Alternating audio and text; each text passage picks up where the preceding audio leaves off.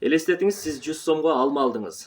Бир магазинден алма алып чыгып кеттиңиз. Ал 100 сомдун ичинде ошол эле алманын баасы, андан тышкары ошол магазиндин арендасынын, салыгынын, пайдасынын баары ичинде, 100 сомдун ичинде. Кетип баратканыңызда кайра сизди токтотуп, кое тур, сен дагы 9% төлөшүң керек деп жатат. Сиз 109 сом төлөшүңүз керек болот. Ушул эле мисалды эми умра боюнча алалы.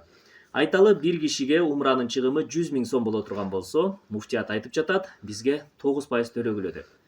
Бир киши умрага барыш үчүн демек 109 000 сом төлөш керек, орто эсеп менен алганда. Ал эми элестетиңиз, бир мигрант бала ата энесин жөнөттү. Ал ар кандай шарттарда, оорчулукта, кыйынчылыкта айлыгын алып ала албай, ушундай шартта карызга батып ата энесин жөнөттү. Ал ата энесин жөнөтүш үчүн баардык ошол чыгымдардан сырткары дагы муфтиятка 18 000 сом кошуп төлөп бериш керек. Муфтият, сиздер өзүңүздөр айтасыздар, чыгымдарды азайталы деп, ысырапкорчулуктан узак бололу деп. Бирок сиздер ошол мигрантты ата энеси үчүн кошумча дагы 18 000 сом таап, ошону төлөө деп милдеттендирип жатасыздар. Ушул нерсе калыстыкпы? Андан көрө сиздер айтышыңыздар керек эле. Ай урматтуу мигранттар эмес, жалпы эле жарандар. Азыр умраны силер модага айлантып алдыңыздар, кээ бирөөңүздөр.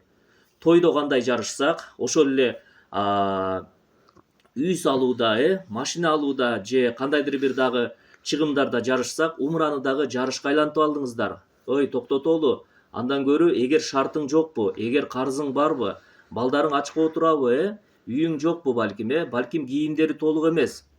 Ошол нерселерди биринчи камсызда сен. Эгер шартың болсо, анда суроо жок. Шартың болсо, кааласаң жыл сайын бар. Бирок эгер шартың жок болсо, анда биринчи өзүңдүн шарттарыңды аткар дагы, анан жөнөтсөң болот деп айтышыңыздар керек эле. Ал эми сиздер азыр мигранттын чөнтөгүнөн эле имамдын чөнтөгүнө акчаны котортуп коюп атасыздар дагы, акырындагы абал ушундай.